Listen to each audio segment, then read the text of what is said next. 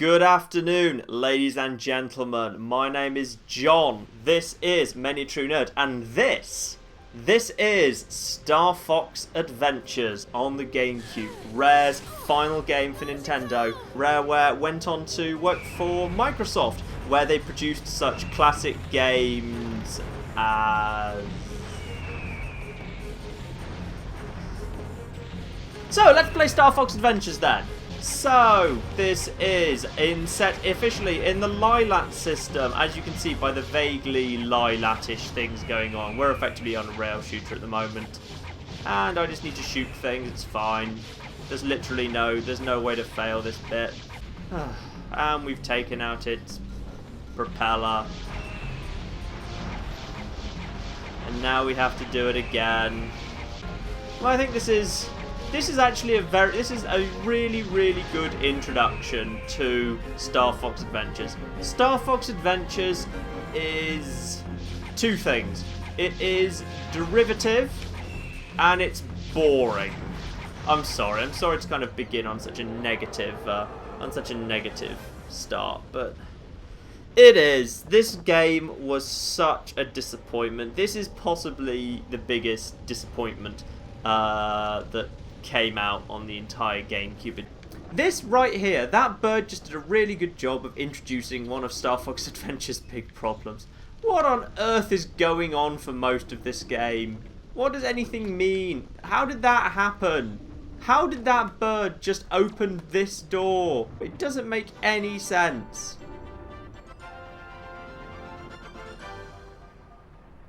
You're gonna get really sick of that noise, incidentally.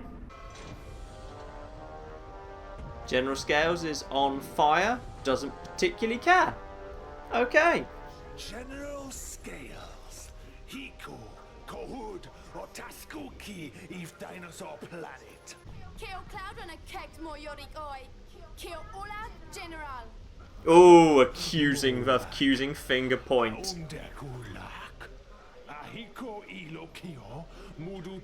I'm gonna be honest, the person who jumps out and introduces himself in the third person, that's generally an evil person. Especially the person who's on fire at the time.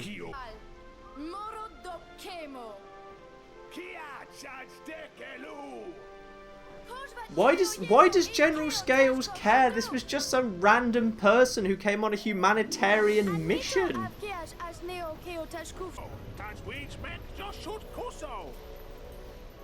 Bird talks too. That's fine.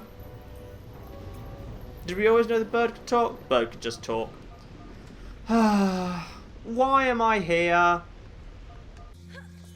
Rareware were a brilliant developer. I love Rareware. I consider myself a fan of classic Rare games back in the day. Diddy Kong Racing was fantastic. Banjo-Kazooie and Banjo-Tooie were both great. GoldenEye and Perfect Dark obviously are complete classics, and I don't think anyone would really would anyone ever try to argue otherwise. This game was, and a lot of their success did come from the fact that they took kind of what. Yep, there's the noise. That they did take the established Nintendo formats and they made them their own. And I think arguably Banjo-Kazooie, there could be arguments made that Banjo-Kazooie could be a better game than Super Mario 64. You could argue that Diddy Kong Racing was a better experience than Mario Kart 64. Maybe not multiplayer wise, but definitely in some way or other. This was after Legend of Zelda: Ocarina of Time came out, and Rareware basically said they wanted to make their own RPG. And that was incredibly exciting at the time. I think it needs to be remembered how ridiculously exciting that was as a concept. Rareware, the company that took Mario 64 and made Banjo-Kazooie, the company that took Mario Kart 64 and made Diddy Kong Racing, the company that took... that just made GoldenEye, pretty much despite having no experience making a 3D shooter. That was their first attempt. They wanted to make an action RPG very much based on Zelda. And that should have been amazing. There's no way that should have been anything but amazing. Be perfectly clear on that point. But they made this. Let's get the praise out of the way very quickly. This was a spectacularly pretty game. The fur work was lovely.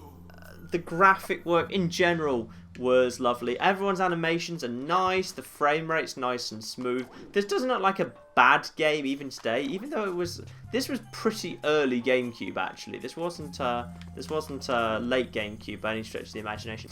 Into the Crezoa Shrine. Here's the first problem. I have no idea. Nothing in this game makes any sense whatsoever.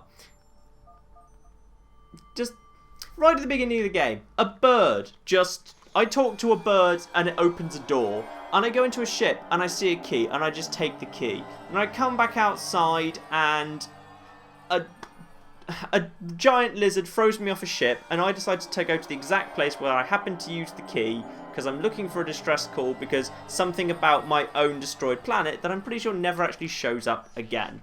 I then go inside and decide to take the tests associated with a religion of a dying dinosaur that I have absolutely no reason to believe in. And I've decided, the dinosaur decides I'm pure of heart, so I'm going to take the test of strength. The test of observation. Okay. This is the test to get hold of one of the spirits without which their planet will die. I have to win a carnival game. This is just awful. I mean, if they were moving like insanely fast, I'd be willing to overlook this, but just...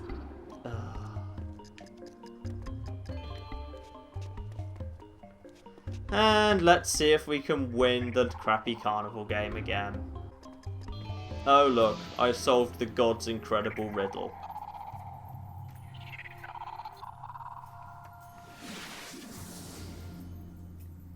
I'm thrilled. I've got some sort of god of a religion I know nothing about inhabiting my body. Woo!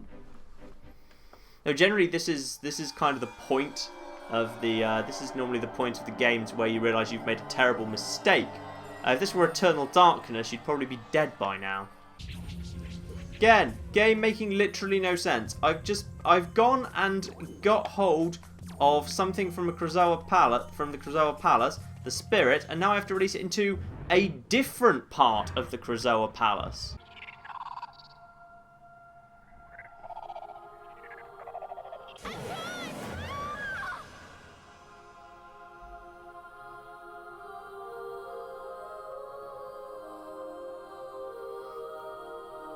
And so Crystal has been knocked.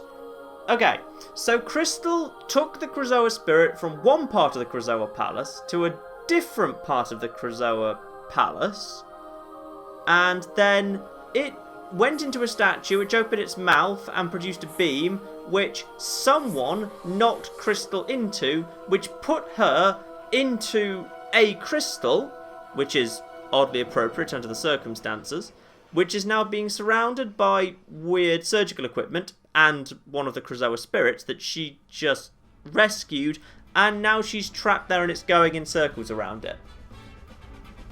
If you have any idea what's going on, then you are a much cleverer person than I am. Slippy, it's General Pepper. General Pepper here. Slippy is so happy about General Pepper. You are approaching Dinosaur Planet, an ancient world on the edge of the Lilac system.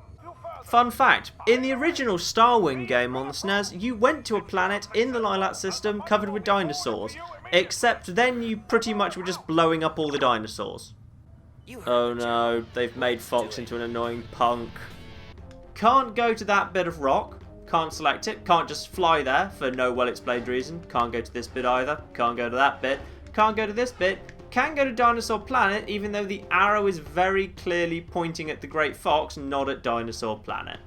Because, yeah, all makes perfect sense. Everything makes perfect sense. This map is very, very pretty. It is nice to have a map you can interact with like this, but nothing's explained. Nothing makes any sense. Nothing in this game makes any sense whatsoever.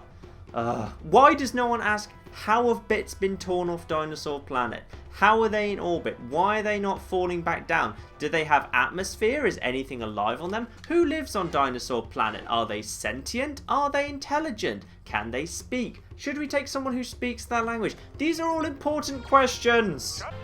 Okay, now, I have to do Lilac Warsy bits because this became a Starfox game.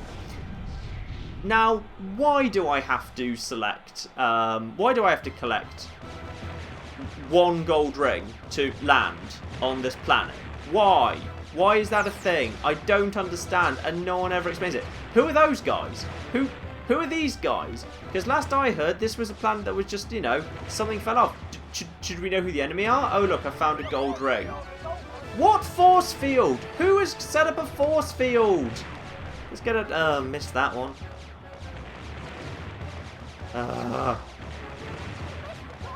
I don't care, I've already got the one I need. Who set up these mines? Who are these people shooting at me? Should we be asking that question? Because are they the dinosaurs? Do the dinosaurs have spaceships? No, why am I bothering to keep going? We've already established the force field is open. I'm only doing this because... The force field was down 20 seconds ago. Also, whose force field? For the sake of context, this game was developed as a piece of original IP. It was called Dinosaur Planet. It was going to come out on the N64. And at that point, I'm assuming there was none of this flying nonsense. Then, Nintendo asked them to make it into a Star Fox game, at which point all the Lilac Wars bits were just kind of shoved into it. And you can kind of see, because they don't work and no one really found any intelligent way to work them in. This mission is about saving the planet, not blowing it up. It requires a different tactic. Try using your head. Yeah, very funny, sir. If you wanted a diplomatic approach, why would you send the guy whose only noteworthy achievement is blowing a lot of stuff up across 2 wars? Oh, what a coincidence. The staff happened to fall here. So that's about, what, 15 seconds between being told to take a diplomatic approach and finding and clearly loving the fact there's a weapon around? Yep, there's the noise.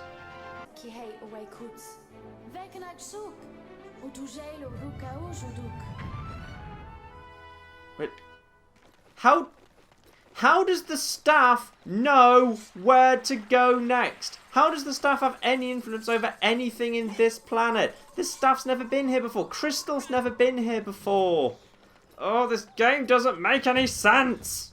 So Fox, like Crystal, is basically just deciding he's going to go with it.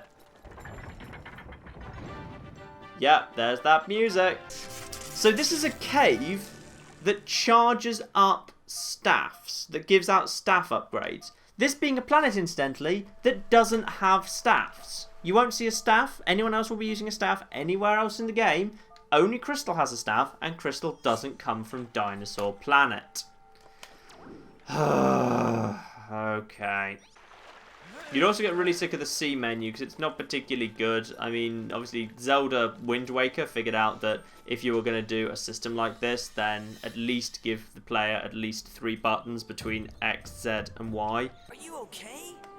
My name is Fox MacLeod, and you must be the Queen Earthwalker. I came here on a diplomatic mission, but then I decided to just start murdering things. You know how sometimes in RPGs there's those moments where characters just decide that rather than help you, even though you're like the hero of time or whatever, they're going to be absolutely refuse to do anything for you until you've brought them some fairly inconsequential item. Nobody ever brings me gifts anymore. Yeah, this guy's just going to openly state it for you.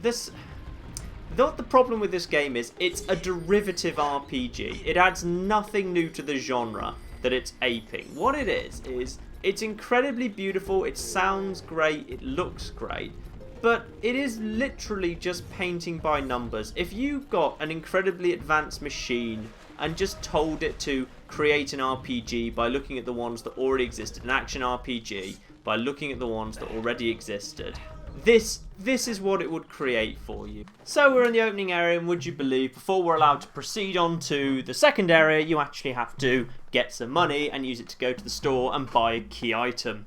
But unlike Ocarina of Time, which would say give you the shop you need to go to and just have the one room, this shop has, as you can see, about 4 rooms that all have different items in, and you have absolutely no way of knowing ahead of time what's actually going to be in each room. And not only is that, but they're actually relatively far apart from each other.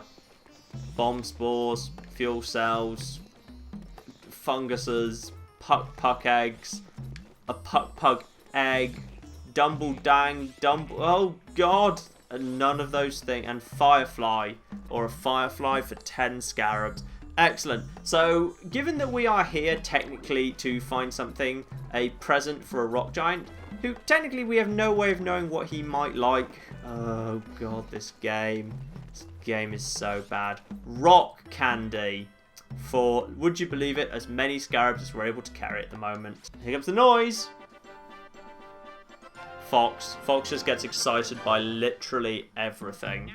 Just go. Oh no, how do I get out? How do I get out of your terrible shop? Okay, so we have now got the rock sweetie. Let's take it back to the stone giant.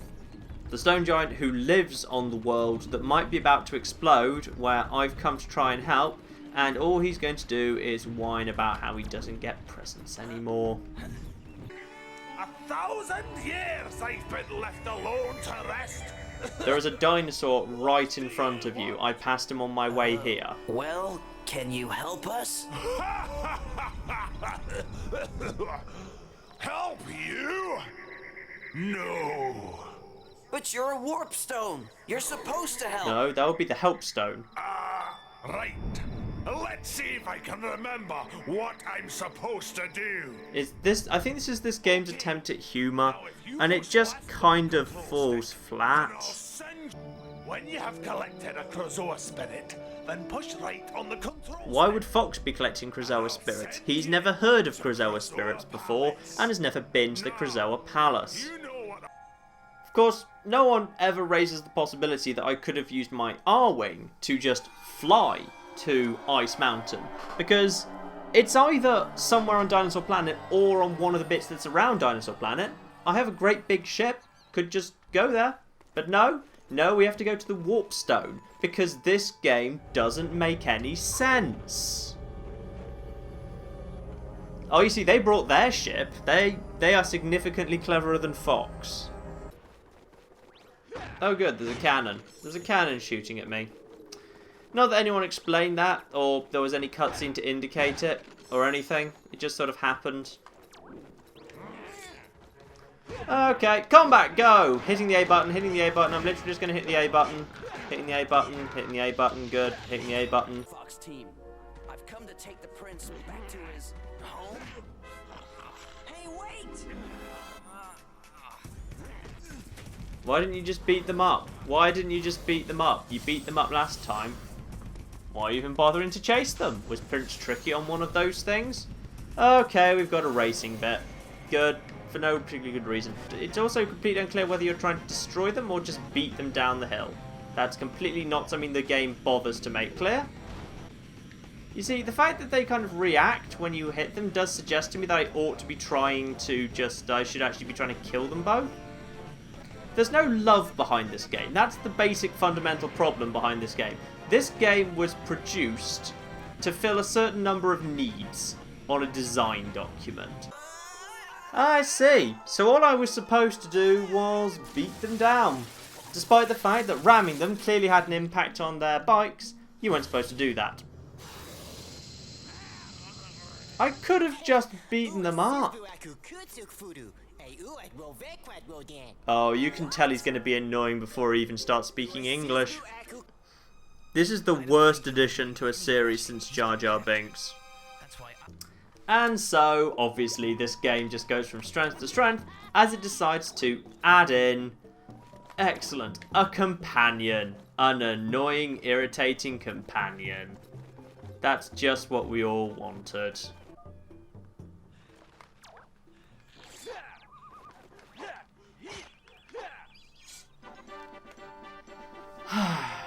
So the food that Tricky needs to survive, he is too slow to catch. Good. A. I'm literally just pressing A. Everything dies. Everything dies to you just pressing A. Let's go speak to the mammoth. I'm too hungry to talk to strangers. That what you've got to say? Alright then. Fine. Can you find any blue mushrooms? I'm feeling real tired.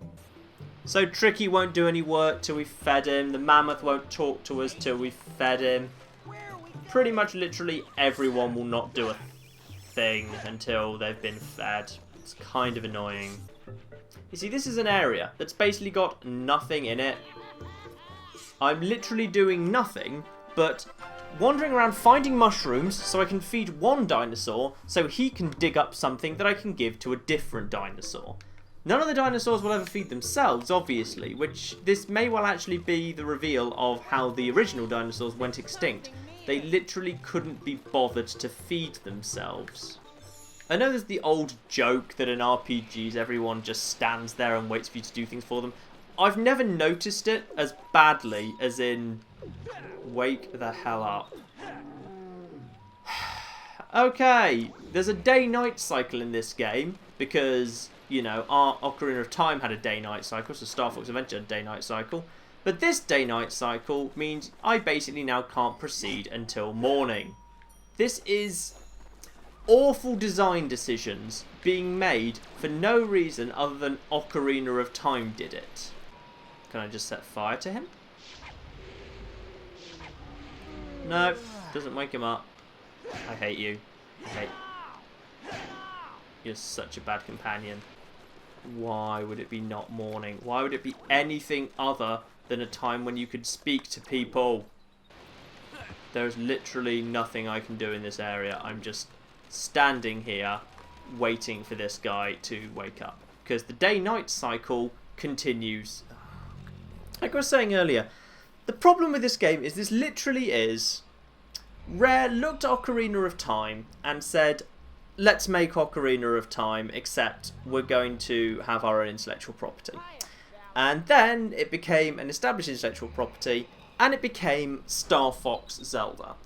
But it's a jack of all trades, but not even a particularly competent jack. Oh good, he's actually bothered to wake up. Where are we going? I don't know, Tricky. The game has given me no indication whatsoever, it's just given me a block. I mean, I'm guessing I'm going over to that thing over there, but given there's a little indent here and there's clearly something glowing at the top of it, I'm going to guess we're going over here. But I've absolutely no way of knowing that, do I? I see. I see where you want me to go. No, I just need to do an annoying block pushing. No! Annoying block pushing puzzle first.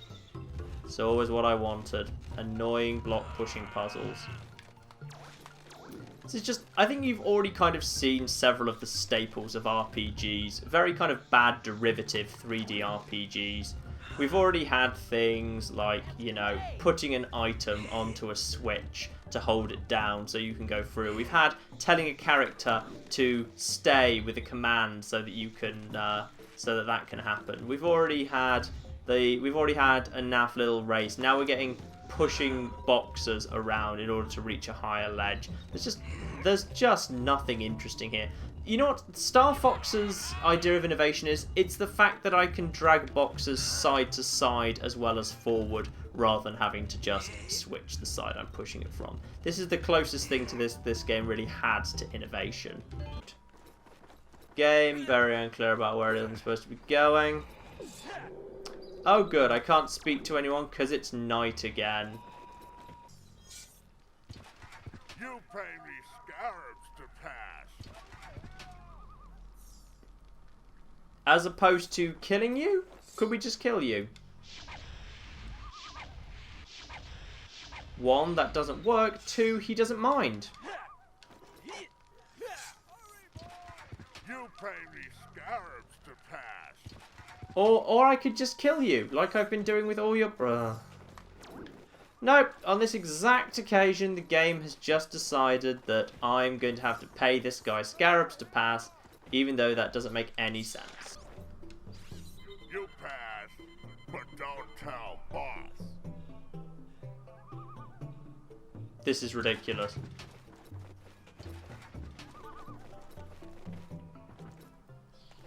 This is officially ridiculous. And so as you can see, Thorntail Hollow was like, what?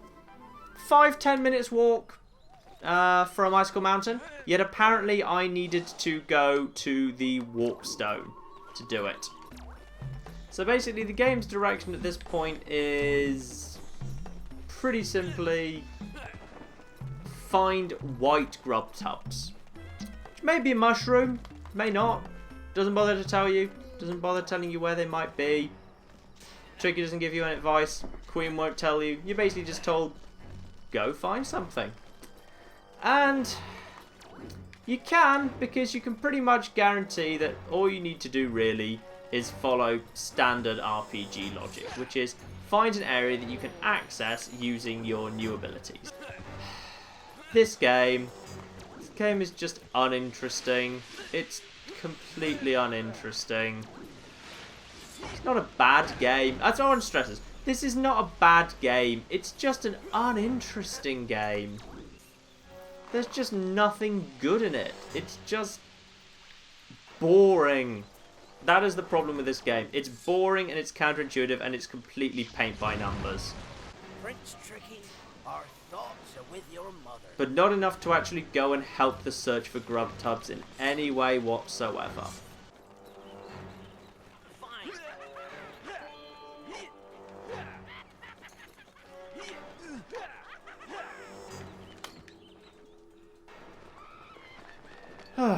Okay. So here. Okay, Tricky, you stay here.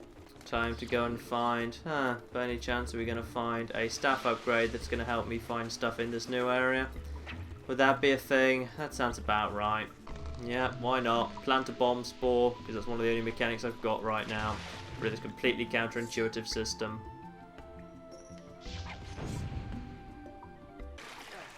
I just planted a flower that instantly grew into a bomb, which I blew up in the middle of a cave, which let me into a cave under the cave, which is going to give me an ability that's going to let me into new areas. Yep. Starfox logic. And that creates a... No, I don't need to see the cutscene again, thank you. And that creates a new pathway. So, pushing a block down, creating a block, and now pushing a block onto a switch. This would have been derivative in an RPG 20 years ago, yet they're putting it in now. Well, when I say now, I mean 11 years ago. Okay, so it would have been derivative 31 years ago. Thinking of entering the Lord Sanctum without a lantern to light your way? Okay. Obviously, rather than telling us to get the lantern or giving us one, they're now going to make me traipse back. This is what this game was bad at. This game was really, really padded. So I have to, there's all sorts of areas where I could just walk straight through, but instead I need to go through the tricky menu. Tricky just makes short areas take a long time because fiddling with the menu and watching him open up holes and stuff is slow. The game makes you traipse back to this stupid, annoying shopkeeper. When you get to the shopkeeper, rather than just going, rather than just getting the item you need, you have to find where it is inside the many, many rooms. You have to, the shop itself is down this long walk, this long climb, and then it's a bit long, and then you have to climb up this bit. Yeah. Then you actually have to go round. I think this game's trying to hide loading screens, but it just became annoying. You gonna be able to tell me if I talk to you? There are many surprises within my store. The game knows I'm here for a lantern. It could just have this guy have a lantern. He could offer me the lantern right now. But he's not going to, of course. No. He's going to make me go through every single area of his store one by one until I find the area and the exact item that I need at this moment. Okay. Firefly lantern. You pay this much. Okay, I'll sell it to you. Then you can normally get like a 20% discount. I really don't want to push to get the absolute lowest price I can because his voice is too annoying.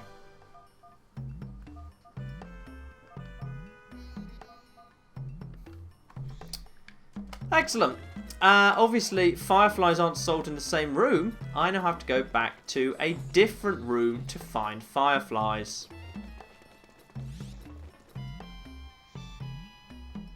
You pay this much. Okay, I'll sell it to you. Had to go to a completely different room to buy fireflies, even though that was the only thing that I actually need a lantern for. So, there we go. Now, having gone through the climb through down to the shop, and now climbing back out of the shop, I have to go back to the exact area I was just in, now that I've got the item that I had no way of knowing in advance I was going to be needing next. Now, if the game hadn't made me do that, I'd probably already be done with that cave by now. That cave, which incidentally, they didn't tell me I needed to go to. I was supposed to figure out that rather than the game intuitively leading me there, I was just supposed to, you know, figure it out. Ugh.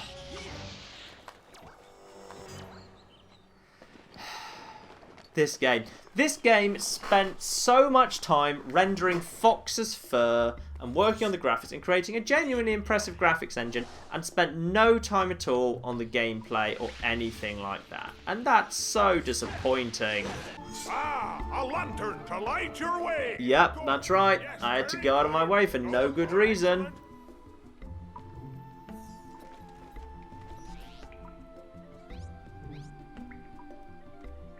You're kidding me.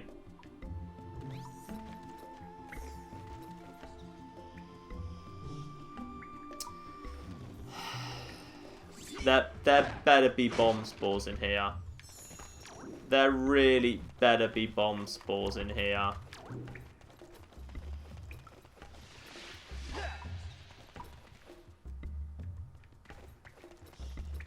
There were bomb spores somewhere. There were bomb spores somewhere. I totally did that. No. No, they went away because both of the areas that had bombs in them have already been blown. Right. Time to go back outside again. The game has decided that this area hasn't been padded out enough yet. I am not having fun playing this game. I've never had fun playing this game. This game isn't about fun. This game is about going through the motions of a generic action RPG just because it says so. Now, you tell me, was there any point in that being there? Why did that need to be there? What? Okay. And I still don't have all the ones I need. Because I don't have enough of bomb spores. Great. Game has just decided to pad itself out a little bit longer. The thing that actually makes me particularly sad is I think the game did all of this on purpose. Given like the ridiculous the British regional accents of all the dinosaurs, and given how the warp stone goes through his whole spiel of how he tries to remember what he's supposed to do because he warps to different locations. I think the whole thing was supposed to be kind of light-hearted fourth wall breaking, which is, I don't know. If it is, it completely falls flat. I never really thought about that before. I'm literally just thinking about that now, but if it is, that's probably what's happening. Oh, it's just so uninteresting. Right, let's go and take this medicine back to Queen Earthwalker and see what's going to happen next. And though I don't remember what happens next, I'm willing to bet money it's something mysteriously and completely non sequitur from what we've been doing so far. Scales entered the temples and removed the spellstones. With nothing to hold back the magic force, the planet was torn apart. At last, it all makes sense. No, it doesn't. Bad guy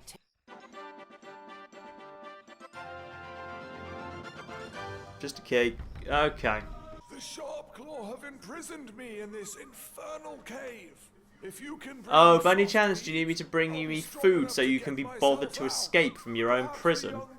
But first, press A a few times.